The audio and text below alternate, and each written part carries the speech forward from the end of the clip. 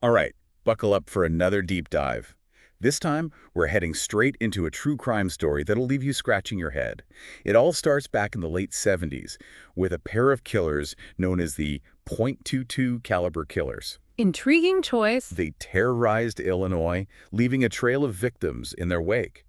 And get this, years later, a twist comes out of nowhere that changes everything. Oh, this is going to be good. I'm already hooked. Just glancing at these Wikipedia excerpts about Gervais Davis and Richard Holman.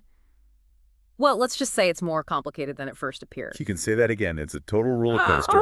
Imagine, if you will, 1978 Illinois. Fear is in the air. Can't say that's a feeling I enjoy. And to make matters worse, there were actually two other serial killers, Andre Jones and Freddie Tiller, operating in the same area at the same time. Whoa, hold on. Talk about a terrifying time and place. The media must have had a field day. They did. It was chaos. But let's focus on the .22 caliber killers, Gervais, Davis, and Richard Holman. Davis, well, he had a rough start. Poverty, a troubled background, and a rap sheet that started with petty theft as a kid.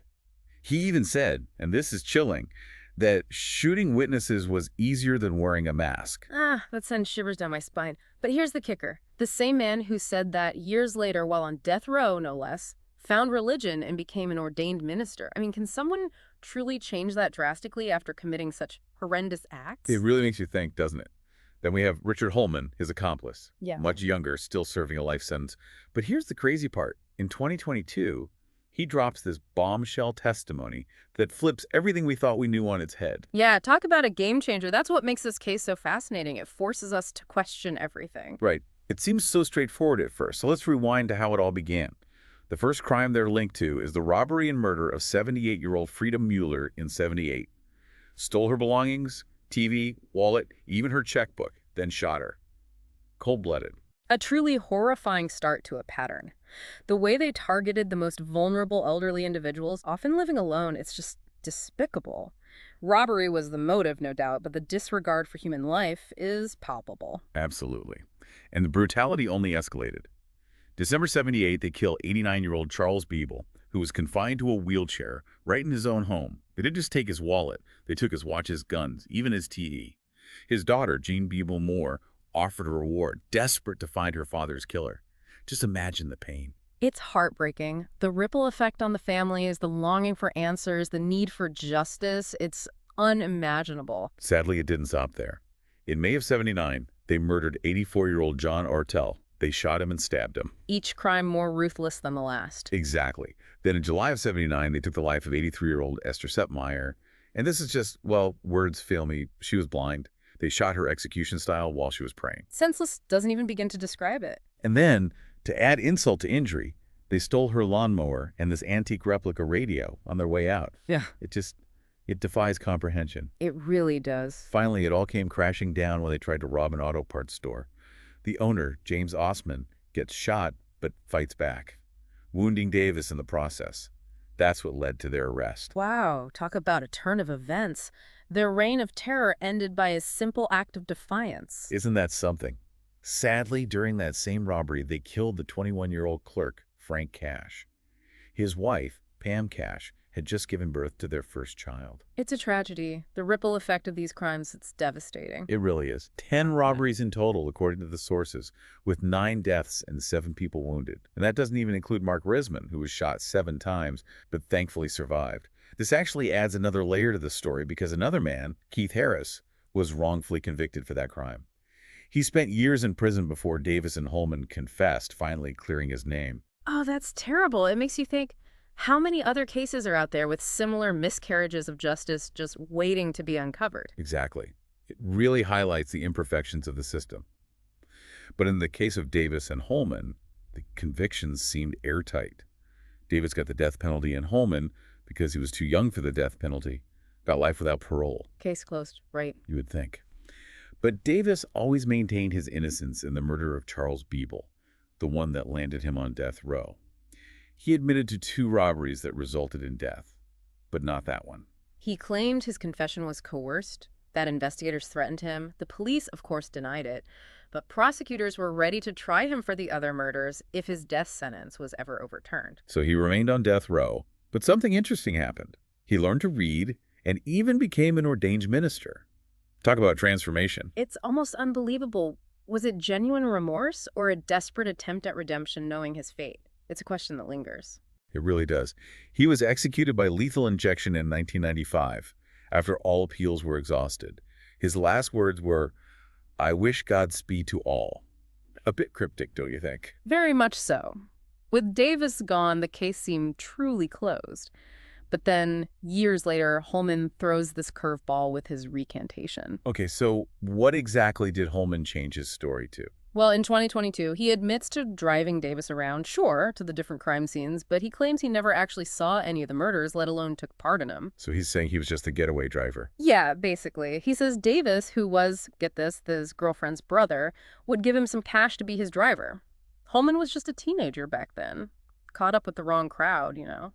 Makes you wonder, was he manipulated by Davis? Davis was older, obviously the one calling the shots. Yeah, that's a good point. A teenager, especially one tied to the guy through family, could easily be pressured into something like this. Exactly. And Holman claims he was often clueless about what Davis was actually doing. He said he was asleep in the car when John Ortel was killed, and he didn't even know about Esther Setmeyer's murder until they arrested him. Whoa, those are some serious claims, considering what we know happened. It's hard to swallow that he was totally in the dark, especially with Setmeyer. Did he explain why he went along with it at all, even as a supposed clueless accomplice? He did say he felt remorse for his part.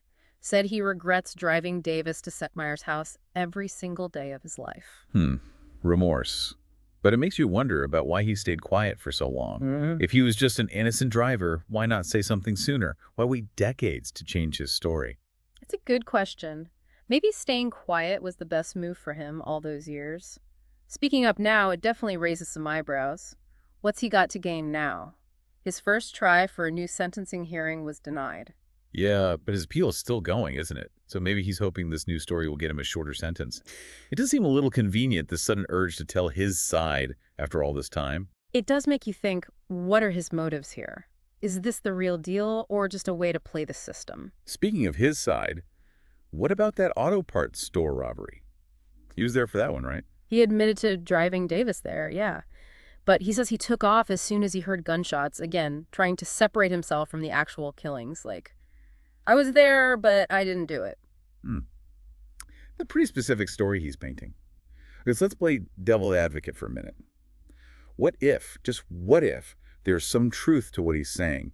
What does that mean for the victims' families? They thought this was over, justice was served. You're right. It throws everything up in the air again. For the families, it's like reopening old wounds, bringing back all the pain and trauma.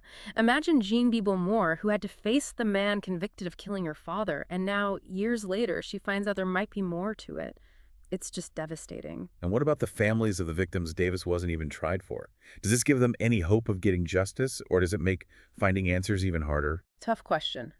This whole case really shows how complicated the legal system can be. Even with convictions, sometimes the whole truth stays hidden. It makes us face the fact that wrongful convictions happen, and it's incredibly hard to untangle the truth years later. And there's another layer to this.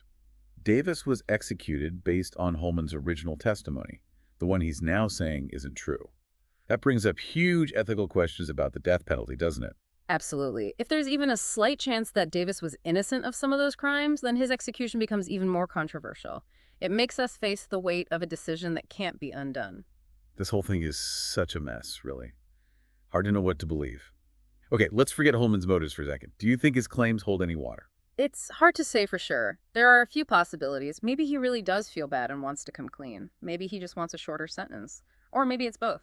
We have to remember he was so young. Davis's influence could have been really strong.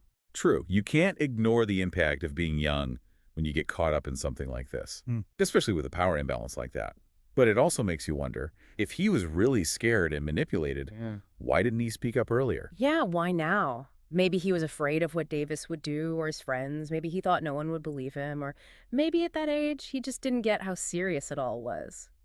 This case really forces us to think about everything involved, doesn't it? It's not as simple as guilty or innocent. There's so much context, different reasons people do things, pressures from outside. All of it shapes what happens. Right. True crime is rarely black and white. There are always shades of gray, and the truth is usually more complicated than it seems at first. So where does that leave us? What are the big takeaways from this whole deep dive, especially knowing what Holman's saying now? Yeah, it's a lot to process. We started thinking this was a clear-cut case, two stone-cold killers. Now, with Holman changing his story, it's a tangled mess. Conflicting accounts, questions we may never have answers to. It really highlights how justice, it's rarely simple. It's this winding road, and sometimes you don't get the answers you're looking for. It's a good reminder that even the best system, the legal system, can get things wrong, and that impacts everyone, especially the victims' families, who might never know the whole story. Absolutely. And we can't forget about those wrongful convictions, like Keith Harris, years in prison for something he didn't do. It's a chilling reminder that these mistakes have real consequences. Makes you realize we always need to be pushing for a better system, one that protects the innocent. This deep dive, it's really opened my eyes. True crime, it's so complex. There's all these layers, all these gray areas that you miss when you just skim the headlines. That's what makes these deep dives so valuable, right? Right. It's not just about the facts, it's about the nuances, the things we don't know for sure, the different sides of the story. It makes you question what you thought you knew. It reminds us that there's always more to the story. Couldn't have said it better myself. This case, it's been fascinating and disturbing all at the same time. So as we wrap things up, is there one question, one thought that you want to leave our listeners with? What's the big takeaway? If I had to pick one thing, it would be this. What if Holman is telling the truth? What does that tell us about how we see guilt and responsibility? If you're just there when a crime happens, does that mean you deserve life in prison? Or do we need to look deeper at what each person did, their reasons, all the different factors that lead to something like this? That's a big question. It makes you really examine your own ideas about justice, about punishment, about what makes someone good or bad. It reminds you that figuring out who's to blame and what they deserve, it's never easy. Exactly. And that's what makes this case so thought-provoking. It's not just about two killers. It's about how much we don't know. It's about the search for the truth and the questions that stick with you even after the verdict is in. It's about facing the complexity of being human, even when it's ugly and dark. Well said. This one will stick with me, I can tell you that. And I think it'll stick with our listeners too. Yeah. We went from a seemingly simple story to this web of doubts and unknowns. It really shows that sometimes justice isn't about finding the truth. It's about living with the fact that we might never have all the answers. And on that note, I think it's time to come back up from this deep dive. Leave our listeners to ponder those mysteries. Maybe it'll spark their curiosity, make them want to learn more. Until next time, folks, keep exploring, keep asking those questions, and never stop looking for the truth. See you on the next deep dive.